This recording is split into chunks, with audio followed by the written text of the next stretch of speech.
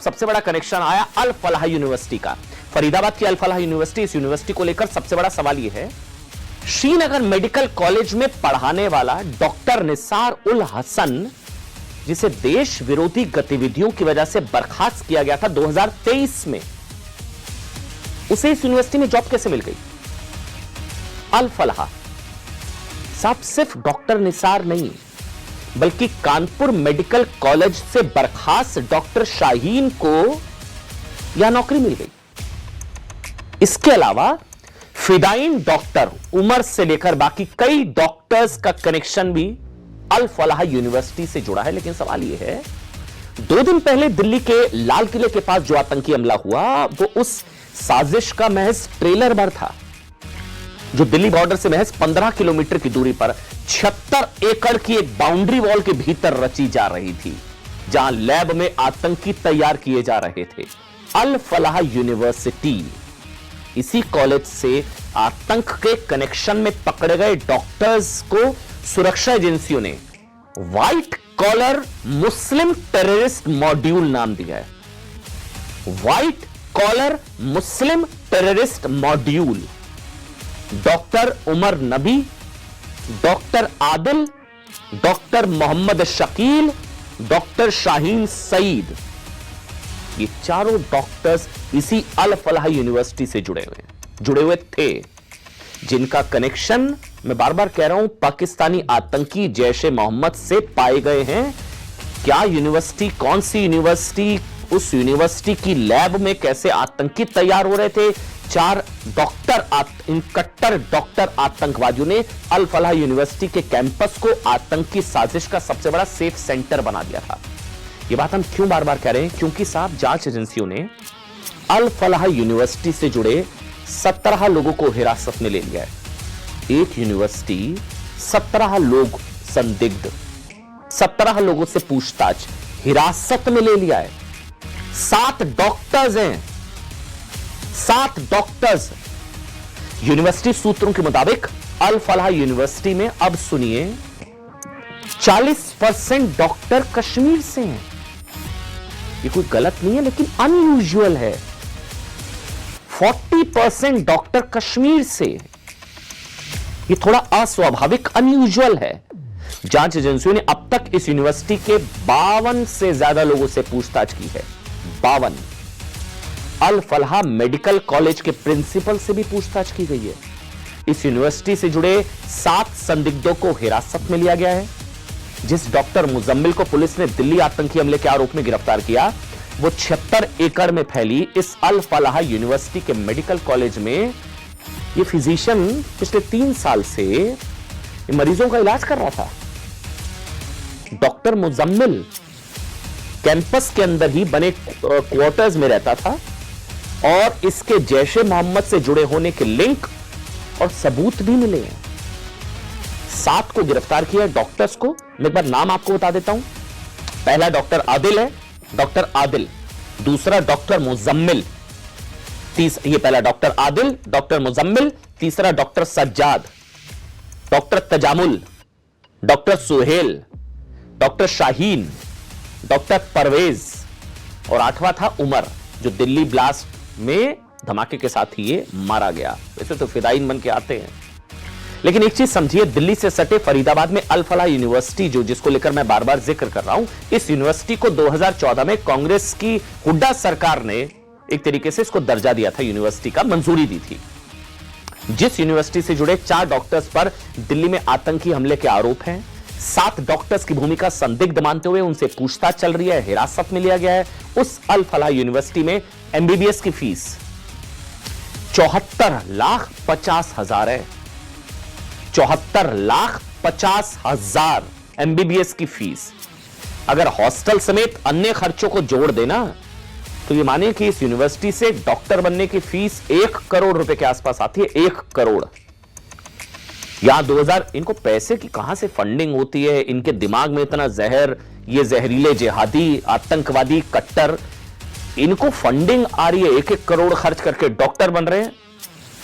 मतलब लोग कहते हैं ना कि ये गरीबी, मुफलसी और हालात का मारा, आतंकी बेचारा, तो ये इनका देखिए 1-1 करोड़ रुपए खर्च करके ये लोग डॉक्टर 2019 में एमबीबीएस का कोर्स शुरू हुआ था और 2023 में मेडिकल का पीजी कोर्स भी शुरू किया था। मुस्लिम छात्र इस यूनिवर्सिटी को, और सुनिए, अलीगढ़ मुस्लिम यूनिवर्सिटी और जामिया मिलिया इस्लामिया का विकल्प मानते थे। देखिए 10 नवंबर से ही अल फलाह यूनिवर्सिटी सुरक्षा एजेंसियों की छापेमारी वहां पर जारी है। एक और बड़ी खबर, बड़ा अपडेट है, जो गाड़ी जिसमें ब्लास्ट हुआ i20 वो भी यहां खड़ी थी बहुत दिनों तक, काफी समय तक बताया गया है, ये भी सोर्सेज ने बताया। ये i20 कार में जो ब्लास्ट हुआ वो भी अल फलाह यूनिवर्सिटी में काफी देर तक, काफी दिनों तक वहां रही थी। अभी भी बता दें, दिन भर 4 राज्यों की पुलिस एक साथ इस यूनिवर्सिटी में मौजूद थी। Jammu Kashmir police, Haryana police, UP STF, Haryana STF, NIA और स्पेशल सेल की टीमों। वैसे एक चीज है, इतनी बड़ी यूनिवर्सिटी, आतंकी वहां पर लैब में आतंकी तैयार हो रहे हैं, आतंकी डॉक्टर, कट्टर डॉक्टर पकड़े जा रहे हैं, ये सब होने के बाद नींद खुलती है। अब सारी एजेंसीज वहां पहुंच रही है, लेकिन वहां पर इतनी बड़ी लैब चल रही है, इतने आतंकी तैयार हो रहे हैं, अब वहां पर सारी टीमों की आवाजाही सब चल रहा है। मैं बता दूं, 10 नवंबर को जम्मू कश्मीर पुलिस और फरीदाबाद पुलिस के जॉइंट ऑपरेशन में 360 किलो अमोनियम नाइट्रेट की बरामदगी के तुरंत बाद डॉक्टर मुजम्मिल को गिरफ्तार किया गया था। 360 किलो अमोनियम नाइट्रेट। यही नहीं, जिस मौलवी के घर में डॉक्टर मुजम्मिल ने कमरे को किराए पर लिया था, उस मौलवी को भी जम्मू कश्मीर की पुलिस को सौंपा जा चुका है। अल फलाह यूनिवर्सिटी के चप्पे चप्पे की तलाशी की जा रही है और लगातार पूछताछ की जा रही है। और ये जो प्रोफेसर यहाँ पढ़ा रहे थे, इनके बारे में भी जानकारी होगी, आप जानते होंगे सर? नहीं सर, कुछ भी नहीं है सर। इतने सारे डॉक्टर हैं, हकीकत है कि मतलब नाम तक नहीं जानते हैं, अब जाकर के नाम सुन रहे हैं। अच्छा, कभी इनसे कोई मुलाकात, अब बिल्कुल कोई जान पहचान नहीं थी कि जो लोग यहाँ से? कोई नहीं।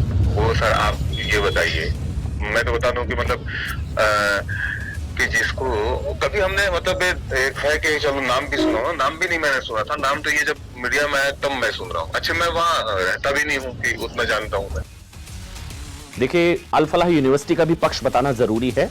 अल फलाह यूनिवर्सिटी की ओर से एक स्टेटमेंट जारी किया गया, 5 अहम बातें उसमें कही गई हैं। 5 अहम बातें। जवाब नंबर 1, हिरासत में लिए गए डॉक्टर्स का यूनिवर्सिटी से कोई आधिकारिक संबंध नहीं है। ठीक। नंबर 2, झूठी खबरें फैलाकर यूनिवर्सिटी की साख को नुकसान पहुंचाने की कोशिश की जा रही है। ठीक।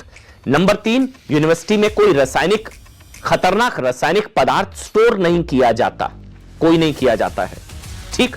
यूनिवर्सिटी की सभी लैब केवल शैक्षणिक और प्रशिक्षण उद्देश्यों के लिए उपयोग की जाती है। और नंबर 5, यूनिवर्सिटी की ओर से जांच में पूरा सहयोग किया जाएगा।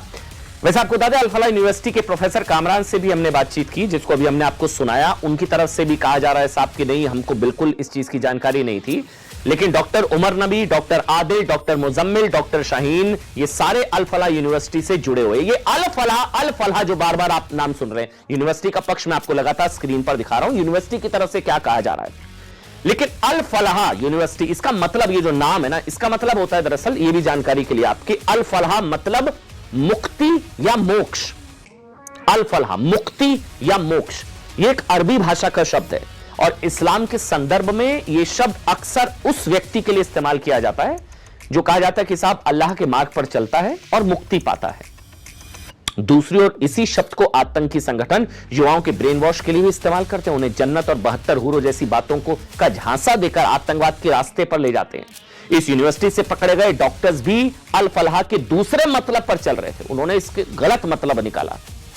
साहब, यूनिवर्सिटी आतंकवादियों ने क्यों चुनी, क्योंकि अल फलाह यूनिवर्सिटी के, आपकी जानकारी के लिए, वो संसद से उसकी दूरी 43 किलोमीटर है। 43 किलोमीटर, 43। लुटियन जोन की जो दूरी है वो 43 किलोमीटर है। अल फलाह यूनिवर्सिटी को आतंकवादियों ने क्यों चुना? राष्ट्रपति भवन की दूरी 45 किलोमीटर, 45। ये देखिए, सारा मैप के जरिए हम आपको दिखा रहे हैं उसकी दूरी कितनी है। और प्रधानमंत्री आवास 7 लोक कल्याण मार्ग से 43 किलोमीटर।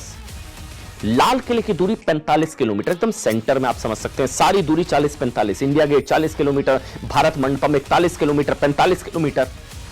अच्छा, इसके आतंकी डॉक्टर्स के बारे में न्यूज 18 इंडिया का एक मेगा एक्सक्लूसिव खुलासा भी सुन लीजिए। सुरक्षा एजेंसियों के हवाले से जो जांच रिपोर्ट हमारे हाथ लगी है, उससे जानकर साहब आप सन्न रह जाएंगे। जांच एजेंसियों के मुताबिक आतंक का यह डॉक्टर मॉड्यूल बहुत डेंजरस था। आतंकी डॉक्टरों का यह ग्रुप घोर कट्टरपंथी था, भारत में बड़े पैमाने पर हमले करना चाहता था ये एजेंसी के सोर्सेज ने बताया। मौलवी इरफान ही वो शख्स है जिसने इन पढ़े लिखे डॉक्टर्स का ब्रेन वॉश कर इन्हें कट्टरपंथी और आतंकी बना दिया। मौलवी ने ब्रेन वॉश किया और डॉक्टर उमर आतंकवादी वो रुका था मस्जिद के अंदर हमले से पहले, रामलीला मैदान के पास जो मस्जिद है। मौलवी इरफान ने इन डॉक्टरों को गजवाए हिंद के लिए उकसाया था, इसलिए आतंकी डॉक्टरों के इस ग्रुप ने ओपन स्लीपर सेल बनाने का फैसला किया।